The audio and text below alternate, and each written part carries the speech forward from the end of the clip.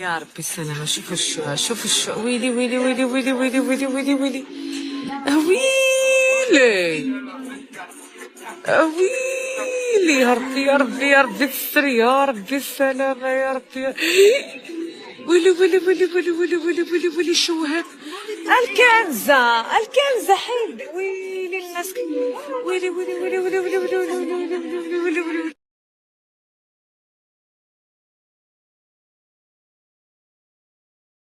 يعني ضحكتوا علينا الجنس بهذه الصور. اليوم سي دوماج عباك. هذه شوف هذه الصور هذو راهم يمثلوا الجزائر. سما غدوه ان شاء الله تحب ولا تكره يضحكوا علينا، يضحكوا علينا، يقول لك هذوما كيفاش راهم عايشين، كيفاش راهم يديروا هكذا. ولكن ما راك تقول انت، يقول لك انا شفتونا احنا وشفتوا الاخر، يقول لك انا منا، الاخر انتم شفتوا هنا. القانون لو كان تصرى هنا تاخذ هنا، طبقها. كان ما يزيدش شي هذا الشيء هذا. في الكرة شكون اللي دا الكرة؟ قول لي شكون اللي دا الكرة؟ والتيران راه عامر بالكاميرا تاع عباد الله، راه نجبدوه شكون دا الكرة؟ الكرة فين هي؟ خصنا نديرو لهم حتى هما تشيب باش نعرفوهم فين مشاو ومنين جاو، بلا ما نرجعوا للكاميرا. شكون دا الكرة؟ حط الكرة، والله حط الكرة. داري مصيبة كحلة. وصلوهم كيشفروا. اويلي لا ما نثقش، انا ما نثقش. هادشي ماشي من فعايلهم، ماشي من الاخلاق ديالهم ابدا، ما نثقش انا. ولكن الكاميرا كانت تما، شافت كلشي. شفروا جوج كواري اللي هما اصلا ماشي ديال القجع، ديال الكاف، ديال الكاف. ويلي لا شويه مونديال. ناري هاد الفيديو هذا غيدور العالم كامل. الطاقم الفني ديال المنتخب الوطني سرق الكرات. يا وليد صاحبي، واش هاد الكارثه راك دير فيها؟ المره اللي فاتت من هضروا لكم على قضيه ديال محمد السادس قلتوا ودي ما كايناش وطاطات، اليوم خرجوا لكم الكاميرا. يا راه من مولاي الحسن كلشي معمر كاميرات. الله يهديكم، واش هاد الفضيحه هاد الكارثه درتوه؟ تتحملوا المسؤوليه وطرحلوا كاملين، طرحلوا كاملين. هذاك منتخب ماشي اللعب. واش محرز وقضيتوا على كره باغي سرقتوا كرات من الملعب؟ ها واش هاد الحشومه، واش الفضيحه، واش هاد الكارثه راكم دايرين؟ مرحبا بكم متابعينا الكرام في هذا التقرير العاجل. تقرير يأتيكم في واحدة من أكثر الليالي إثارة للجدل في تاريخ الكرة العربية، ليلة لم تكن عادية ولم تمر مرور الكرام، لأن ما تداولته الكاميرات وما التقطته عدسات الجماهير وما تناقلته وسائل الإعلام تجاوز حدود المنافسة الرياضية، وفتح أبوابا واسعة للنقاش والصدمة والتساؤلات الكبيرة بعد الجدل الواسع الذي أثير حول ما وصف إعلاميا بفضيحة غير مسبوقة مرتبطة بمباراة المنتخب الجزائري أمام منتخب غينيا الاستوائية التي أقيمت على أرضية ملعب مولاي الحسن في المغرب. ليلة كان من المفترض أن تناقش فيها الخطط والأداء والنتيجة، لكن ما حدث بعدها جعل النقاش يتحول بالكامل من المستطيل الأخضر إلى الكواليس، ومن تحليل اللعب إلى تحليل السلوك، ومن الحديث عن كرة القدم إلى الحديث عن الصورة والسمعة والأخلاقيات الرياضية.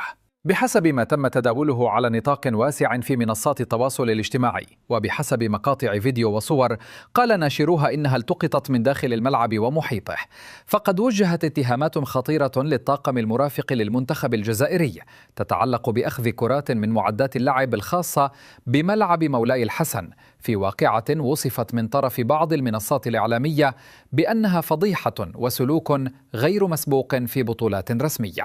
ومع انتشار هذه المقاطع بدأت القصة تأخذ أبعادا أكبر، ليس فقط لأن الاتهام في حد ذاته صادم، بل لأن السياق كان حساسا، والمباراة كانت رسمية، والبطولة قارية، والملعب مغربي، ما جعل أي تصرف خارج الإطار المعتاد يتحول إلى قضية رأي عام. التقارير المتداولة تشير إلى أن الواقعة رصدت عبر كاميرات الملعب، إضافة إلى تسجيلات مصورة من بعض الجماهير حاولت توثيق ما اعتبرته سلوكا غير طبيعي، وهو ما جعل القصة تنتشر بسرعة هائلة وتتحول في ظرف ساعات قليلة إلى موضوع ساخن في الإعلام العربي، خصوصا في الإعلام الجزائري الذي وجد نفسه أمام جدل محرج وانقسام واضح في الآراء. طاقم الفريق الوطني الجزائري اسكو خونتو بالون بعد مباراة رسمية في المغرب؟ هل تم استرجاعها من غرفة تغيير الملابس تاع المنتخب الوطني؟ هل الحادثة فعلا مثبتة في كاميرات المراقبة وبالفيديوهات؟ للأسف هذا الكلام راني نقول فيه صحيح وبالفيديو، وشوفوا الفيديو معايا.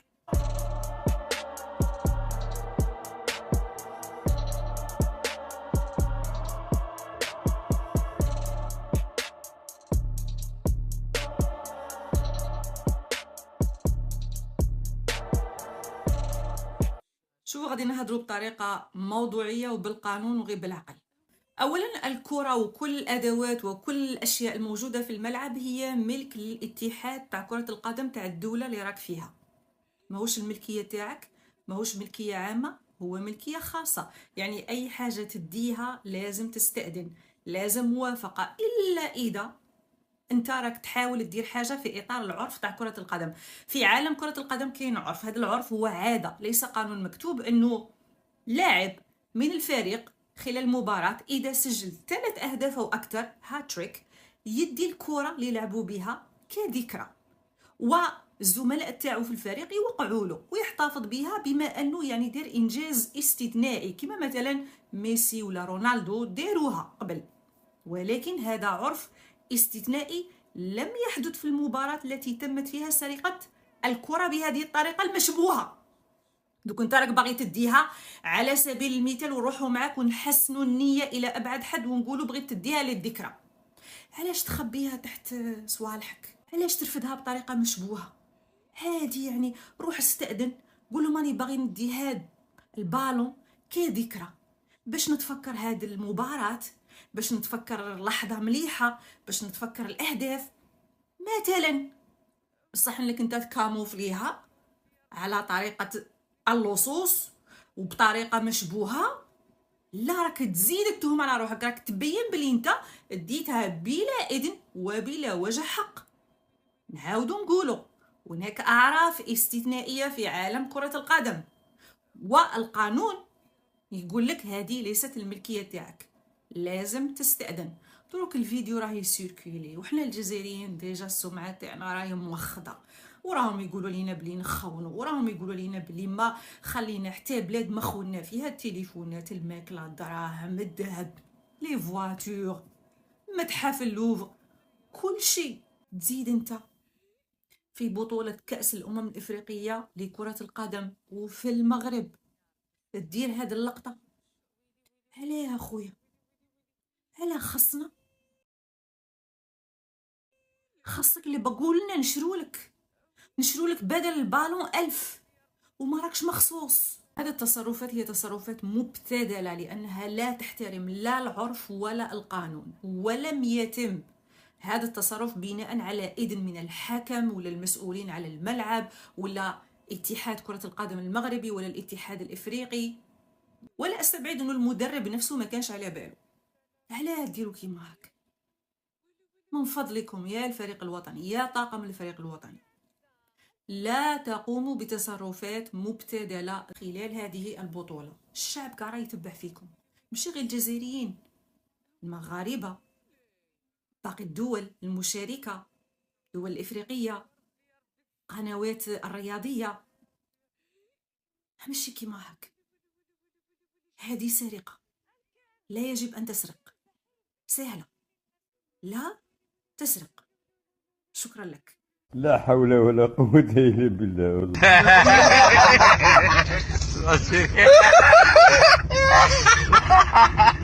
فبينما عبر جزء من المتابعين عن صدمتهم مما تم تداوله، واعتبروا أن الأمر إن ثبت يسيء إلى صورة الكرة الجزائرية، خرج آخرون للدفاع معتبرين أن القصة مبالغا فيها أو تم تضخيمها أو أخرجت من سياقها، وهو ما زاد من تعقيد المشهد بدل تهدئته. ووفقا لما نشر في عدة تقارير، فقد تدخلت منسقة تابعة للاتحاد الإفريقي لكرة القدم الكاف بعد ملاحظتها لاختفاء كرات من معدات المباراة، حيث طلب بحسب الروايات إرجاع الكرات إلى مكانها، لكن الأمر لم يحسم بسلاسة، وهو ما فتح الباب أمام روايات متضاربة بين من قال إن الطاقم أنكر في البداية ومن قال إن الكرات وجدت لاحقا داخل غرفة الملابس.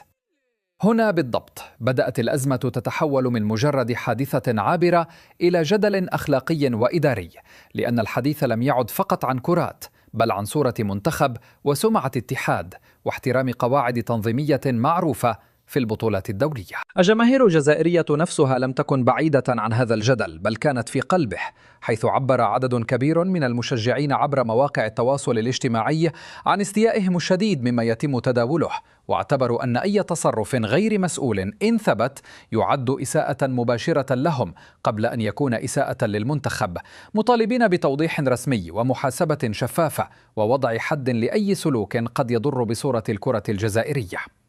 في المقابل وجهت انتقادات حادة للاتحاد الجزائري لكرة القدم، ليس فقط بسبب الواقعة المتداولة، بل بسبب طريقة التعامل معها إعلاميا، حيث اعتبر كثيرون أن الصمت أو التأخر في التوضيح يزيد من حجم الضرر ويترك المجال مفتوحا للتأويل والتضخيم والتشكيك. الإعلام العربي من جهته تعامل مع القصة بحذر متفاوت، فبعض المنابر تحدثت عن اتهامات متداولة وفيديوهات مثيرة للجدل، بينما ذهبت أخرى إلى توصيف أكثر حدة، معتبرة أن ما حدث إن تأكد يعد سلوكا لا يليق بمستوى المنافسات القارية، ويطرح أسئلة جدية حول احترام القواعد المهنية داخل بعض المنتخبات. أما الإعلام الجزائري فقد عاش حالة من الارتباك والانقسام بين من وصف ما جرى بأنه حملة تشويح، ومن رأى أن المشكلة الحقيقية ليست في من صور أو نشر، بل في أصل السلوك إن كان قد وقع فعلا، مؤكدين أن حماية صورة المنتخب تبدأ من الداخل وليس من مهاجمة المنتقدين. ومع اتساع دائرة النقاش لم يعد الحديث عن مباراة الجزائر وغينيا الاستوائية، ولا عن النتيجة، ولا عن الأداء الفني، بل تحول بالكامل إلى نقاش حول القيم والانضباط والمسؤولية، وكيف يمكن لحادثة صغيرة في ظاهرها أن تتحول إلى أزمة إعلامية كبيرة تهز صورة اتحاد كامل وتضعه تحت مجهر المتابعة القارية. ملعب مولاي الحسن الذي كان من المفترض أن يكون مسرحا لكرة القدم فقط، وجد نفسه فجأة في قلب قصة جدلية لا علاقة لها بالأهداف ولا بالتمريرات، بل بما يدار خلف الكواليس، وبما يجب أن يبقى دائما في إطار الاحتراف والاحترام المتبادل بين المنتخبات. وفي خضم هذا الجدل طلب كثير من المحللين بضرورة الفصل بين الاتهام والحقيقة، وبين الفيديو المتداول والتحقيق الرسمي، مؤكدين أن كرة القدم لا تدار بالعاطفة وحدها، بل بالمؤسسات والقرارات الواضحة والشفافية، حتى لا تتحول كل لقطة إلى قضية وكل رواية إلى إدانة مسبقة. لكن في الوقت نفسه شدد آخرون على أن تكرار مثل هذه القصص سواء كانت صحيحة أو مبالغا فيها يفرض على الاتحادات الوطنية أن تكون أكثر صرامة في ضبط السلوكيات وأكثر سرعة في التواصل، لأن زمن الكاميرات المفتوحة لا يرحم، وكل حركة محسوبة وكل تصرف قابل للتأويل. وهكذا بين مقاطع منتشرة وتصريحات غائبة وردود فعل غاضبة، وجد الإعلام نفسه أمام قصة معقدة لا بطل فيها ولا هدف، بل أسئلة فقط، أسئلة حول الاحتراف وحول الصورة وحول كيف يمكن لكرة القدم أن تخسر الكثير خارج الملعب حتى لو لم تخسر داخله. الطاقم الفني ديال المنتخب الوطني سرق الكرات. يا وليد صاحبي واش هاد الكارثه راك دير فيها؟ المره اللي فاتت من هضروا لكم على قضيه ديال محمد سادس قلتوا ودي ما كايناش وطاطات، اليوم خرجوا لكم الكاميرا، يا راه ملعب مولاي الحسن كلشي معمر كاميرات، الله يهديكم. واش هاد الفضيحه هاد الكارثه درتوه؟ تتحملوا المسؤوليه وطرحلوا كاملين، طرحلوا كاملين، هذاك منتخب ماشي اللعب. واش محرز وقاضيته على كره باغي سرقتوا كرات من الملعب؟ ها واش هاد الحشومه واش هاد الفضيحه؟ واش هاد الكارثه راكم دايرينها؟ يلا هاد الاتحاديه تحترم نفسها وتحترم الجمهور الجزائري، تمشي كامله ترحل بها بهذاك المسؤولين ديالها، لانه هذه فاضحه القرن، يعني فاضحه 2025 هذه داخلين على 2026 بفاضحه، دخلنا على 2026 بفاضحه سرقه الكرات. ونزيد لكم حتى الجمهور دخل فيها، حتى الجمهور واحد من الجمهور دا الكرات وشدوه بالكاميرا. ما بدي تفرجوا لهاد الكارثه، حتى واحد من الجمهور تفرجوا عطاكم جديد. انا كاع مور هاد الاتحاديه زيد فرج من الجمهور هذا ما باش بستة جاولو سيكوريتي وعطاها للسي مشى تصور معاه. لا حول ولا قوه الا بالله. احنا كلنا في الكوارث.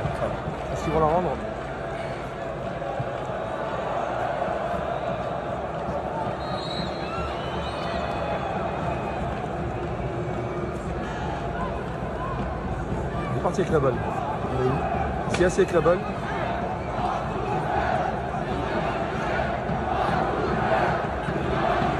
Il a gardé la balle, il l'a pas rendue.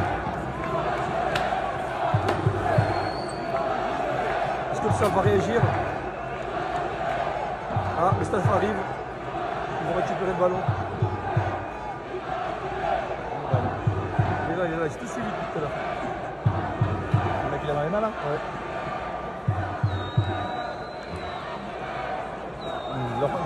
Il ne veut pas rendre la balle. Voilà, il va rendre. Il ne veut pas la lâcher. Hein.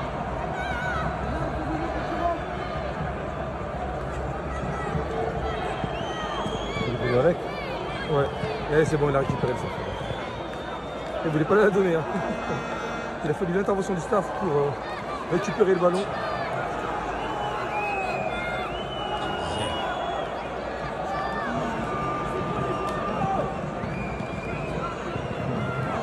هادشي والله الا بزاف هادشي والله الا بزاف.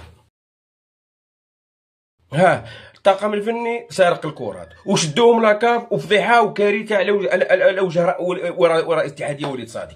وهاد الفضيحه هادي نورمالمون يترحلوا درك خرجوا لهم الكاميرات. زيد هذا من الجمهور يصوروا فيه وخاون كره وديها لولادو. واش حنا رانا هنايا بالفضائح؟ واش الجمهور يسرق كرات؟ واش الاتحاديه تسرق كرات؟ واش هاد العبث اللي راه كاين؟ واش هاد الخلل اللي راكم راض به ويتصور مع كره سارقه ويتصور مع كره؟ واش هاد الكارثه اللي راكم فيها تيجيو لا سيكوريتي ويقلعوها له؟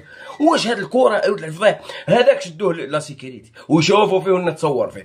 هادو هاو تصوروهم بالكاميرات لانه كاين الكاميرات في الملعب. ملعب عامر كاميرات. وشحال راك تلعب في ملعب 5 جويله ما فيهش كاميرات؟ واش هاد الفضايح اللي راكم فيهم وشوهتونا مع العالم؟ يروحوا ربي يخلصكم. شوف ربي يتخلص فيكم. علاش؟ لانهم شوهتونا مع العالم خرجتوا علينا وخرجتوا على الكره. ما بغيتوش تلعبوا وما قادرينش تلعبوا روحوا. ما قادرينش تلعبوا مع الكونغو لانه هذاك اللي شفر الكرات راه يقول لك يمكن تقصاو مع الكرات خصني ندي كرات. واش هاد الحشومه اللي راكم فيها؟ واش تشفر الكرات اصاحبي ما قادرينش تلعبوا؟ روحوا تروحوا تجي يجيو دوك الكاف شدونا قيط شدوك بالكاميرات وشدوك بلي بروب بانك تشفر كرات.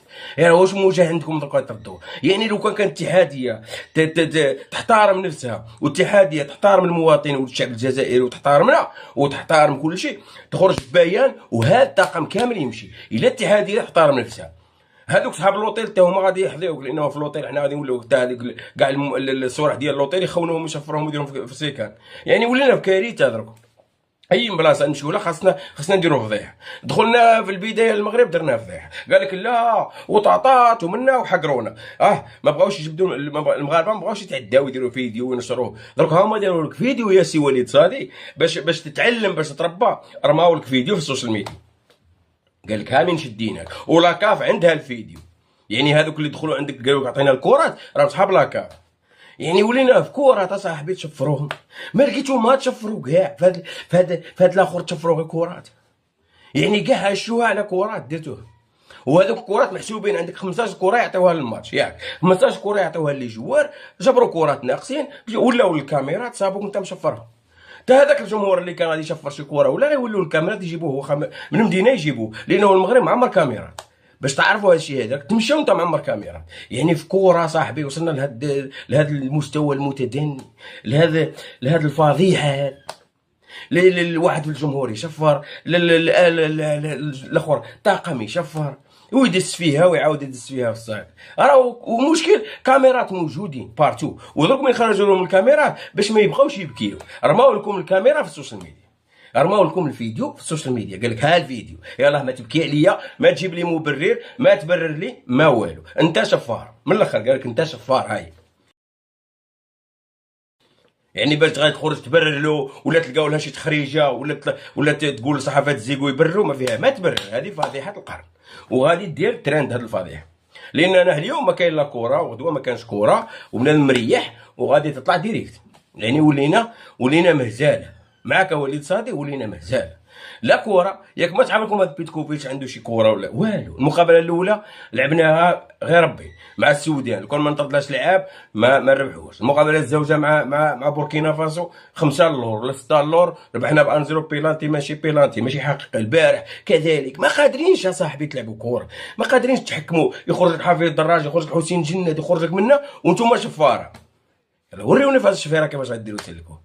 يلا دوك من شفرتوا كوره وريونا كي غديروا تسلكوا هاد الشفيره ديال ها. ماشي حشومه وعيب هادشي اللي صرا. ماشي خصكم تدخلوا نتوما كاملين ويجريو عليكم. لو كان كنا في دوله تحترم نفسها، هاد الطاقم الفني ولا هذا وليد صادي بنفسه ياك وراه رئيس البعثه ما يقعدش، لانه خصك تحترم نفسك. اي دوله تمشي لها احترمها، ولكن من دوله حنايا غير اللي جا راك تما وصافي وما كانش لا حاسب ولا رقيب، تلعبوا كي بغيتو. يعني كورات ولاو تشفروا ها، ومخرج لك الفيديو هاوك الفيديو شوف فيه. يعني ما عندك ما تهضر ولا تكذب ولا تجي تكذب عليهم ولا تجي تبررها ولا يخرج هذاك يبررها ولا لا. الفيديو راه عند لاكاف. يعني شحال هاد لاكاف شحال من شكايه وصلت عندها 70,000 شكايه عند لاكاف. دروك حتى هذاك اللي خون الكورات اللي شافوه في الفيديو يقدروا يقلعوا له الاهتمام. المره الجايه ما يقعدش في البنك، لانه هما اللي عاطينه الاهتمام. واحد من الجمهور يشفر هذوك اللي ما فهمتش انا فراكو غاديين، والله ما راني فاهم. مرضتونا في حياتنا، والله لا مرضتونا وعصبتونا وكرهتونا في الجلده وكرهتونا في هذه الكره هذه. علاش؟ بلي بالافعال ديالكم. شي حشومه المستوى اللي وصلنا له. ماشي منتخب، هذا منتخب بلاد ومنتخب ديال 45 مليون. ما فهمتش انايا تجيو ديروا هاد الفضائح والتبهديلات.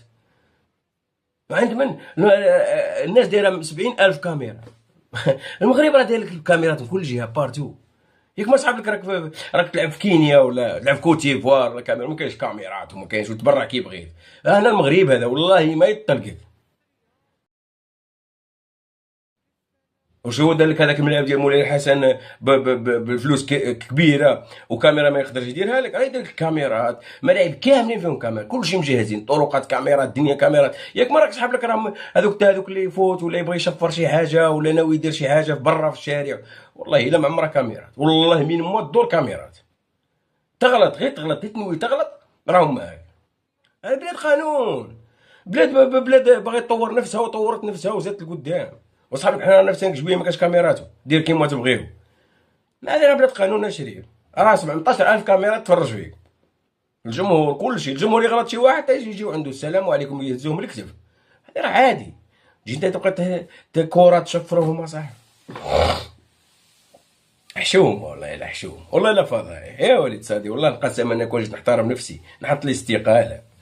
الا كره نخونها صاحبي تجي عندي لاكاف تقول لي حط الكورات وتولي تبغي تستر وبغيت قلت لهم لا ما عندناش وقال لك الكاميرات. حشوم والله الا عيب، والله الا طيحتوا المستوى، اقسم لكم بالله طيحتوا المستوى. تدخلوا لا سيكوريتي ولا كيف يقلعوكم كورات. اليوم ولات في الكورات ديو معكم قلعوا الشبكه، قلعوا البوطويات وديوه، ولا ديو الملعب مولاي الحسن رفدوه كامل والله الا تفضحتوا، والله الا تفضحتوا. حشوم عيب، مستوى متدني. سي بون من الاخر. ما تبقاوش تكذبوا على الشعب وحنا ما كاين والو، والله قسمي لا ما كاين والو. حشومه كاع وصلنا لهذا المستوى. وفي انتظار أي توضيح رسمي أو تحقيق معتمد، تبقى هذه القضية مثالا جديدا على أن كرة القدم الحديثة لم تعد تلعب فقط بالأقدام، بل تلعب أيضا بالسلوك والانضباط والوعي الإعلامي، وأن أي منتخب مهما كان تاريخه يظل مطالبا بحماية صورته قبل أي شيء آخر. هكذا يسدل الستار مؤقتا على واحدة من أكثر القضايا إثارة للجدل في هذه البطولة، قضية ستظل مفتوحة إلى أن تظهر الحقيقة كاملة، بعيدا عن الانفعال وبعيدا عن الأحكام المسبقة، لأن كرة القدم في نهاية المطاف لا تحتاج إلى فضائح، بل تحتاج إلى احتراف. فضيحة من العيار الثقيل. ستاف ديال الجزائر من بعد ما الكاف لقاو بزاف ديال الكور ناقصين، رجعوا الكاميرات ولقاو باللي الكور شكون اللي كيسرقوهم بالنسبه لكم نتوما ستاف ديال الجزائر. شوها من العيار الثقيل، مهزله كرة القدم الجزائريه ومهزله للشعب الجزائري اللي فيه شي فيس فيه، اللي فيه شي مصيبه كحله فيه. وصلوهم كيشفروا اويلي. لا ما نثقش، انا ما نثقش. هادشي ماشي من فعايلهم، ماشي من الاخلاق ديالهم ابدا، ما نثقش انا. ولكن الكاميرا كانت تما شافت كلشي. شفروا جوج كواري اللي هما اصلا ماشي ديال القجاع، ديال الكاف، ديال الكاف. ويلي لا شويه مونديال. ناري هاد الفيديو هذا غيدور العالم كامل. يا ربي السلامة. شوف الشو، شوف الشو. ويلي ويلي ويلي ويلي ويلي ويلي ويلي ويلي ويلي ويلي. يا ربي يا ربي يا ربي الستر، يا ربي السلامة، يا ربي. ويلي ويلي ويلي ويلي ويلي ويلي ويلي ويلي. شو هاد الكنزة، الكنزة حبي. ويلي الناس. ويلي ويلي ويلي ويلي ويلي ويلي ويلي ويلي ويلي. يا ربي السلامة. شوف الشو، شوف الشو. ويلي ويلي ويلي ويلي ويلي ويلي ويلي ويلي ويلي. لا هادو فعايلكم، فعايلكم تاخدوا الحاجه بدون اذن، بلا خبر مواليها. كنقولوا زعما المنتخب الوطني تيكون قدوه للمشجعين للجماهير. شنو غتباسيو نتوما للاجيال المقبله؟ داكشي عندكم في الدم، ما يمكنش. الرجال قلائل عندكم. ولا هادشي واصل حتى المنتخب الوطني. ايوا ديروا طلب رسمي للكاف، ما فيها باس. قولوا المونت سي بي بغينا كره سوفونير عادي. اولا غالي عليكم، فلوس ما كاش، صرفوها في شي بلايص واحده اخرى. ايوا واش غنقول لكم؟ حسبنا الله ونعم الوكيل. الفيديو الاول ديالي في 2026 نقول فيه بوناني للحباب والصحاب، فيه تشفارت. وهادوك اللي غينقصوا ليا هنا في الكومونتيرات الفيتشنا مولي الفيتشنا، انا غنقول لكم حاجه وحده. هابي نيو يير، بيس. في الكره شكون اللي دا الكره؟ قول لي شكون اللي دا الكره؟ والتيران راه عامر بالكاميرا تاع عباد الله، راه نجبدوه. شكون دا الكره؟ الكره فينا هي. خصنا نديروا لهم حتى هما تشيب باش نعرفوهم فين مشاو ومنين جاو، بلا ما نرجعوا للكاميرا. شكون دا الكره؟ حط الكره، والله حط الكره. داري مصيبه كحله، مصيبه. الكره منين غنجيب لكم انا هاد الكره هادي؟ بغيتو ديال 60 ديال 100 لا ديال كاس افريقيا. بغينا الكره تجبد لينا الكره. عاودتي والله مصيبه.